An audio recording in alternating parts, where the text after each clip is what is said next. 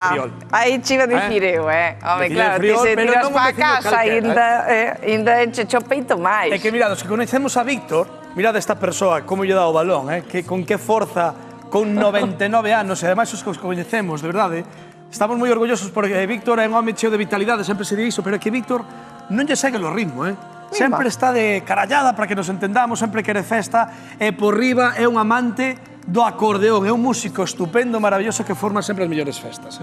Pois a festa ímola ter hoxe con el porque imos a coñecer a Víctor, pero tamén a Antonio, e imos a coñecer a súa historia porque xa son amigos inseparables e todo uniu o acordeón, mirad. Din que a música traspasa fronteiras e que une almas, e ás veces, dun encontro casual, nace unha conexión profunda. Iso que lle pasou a Antonio e Víctor, dúas almas unidas polo ritmo dun acordeón. Ai, mirade, por aí están os dous. Bueno, os tres, os catro, cos acordeóns. Rapaces! É unha maravilla escoitarvos, compenetrádesvos como se levárades toda a vida xuntos tocando, Sempre levamos moito tempo, sí. 11 anos que nos conocemos aquí precisamente nesta casa. Este señor, pois, tiña un acordeón a vender e un tío meu díxome: hai un señor que conozco eu que ten un acordeón para vender. Pois, bueno, pois quedamos un día e viñeme para aquí e aí o conocín. O padriño dele, éramos amigos, xa somos. Ele dixo que lle tiña que vender un acordeón ao seu afillado que lle gustaba moito a música. Chegaron un día os dous, e despois dixo que lle tiña que enseñar a tocar. Dixen, o señor dixo que sei eu que ainda iba eu á clase. E agora, aí está que... E aquí está.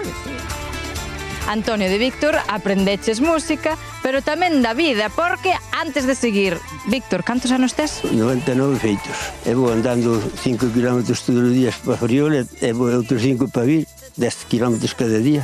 Enerxía ten, Antonio? Eso eche moito, En Friol non hai cousa igual que aí.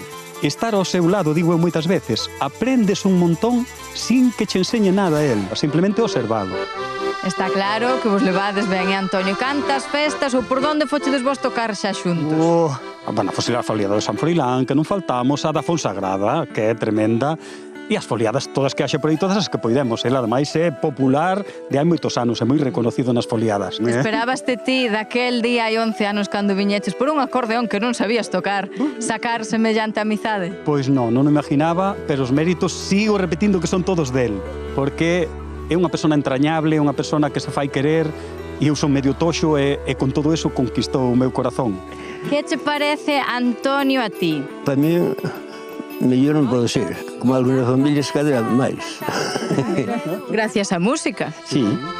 Vamos tocar a Lúa Tria Castela. Sí. E dicíanme, este é o rapaz máis novo que hai aquí, porque se non fijadvos, todos temos pata de gallo e ele non. E da maneira que ten a cabeza, dixen, eu tiña encima dos hombros como todos.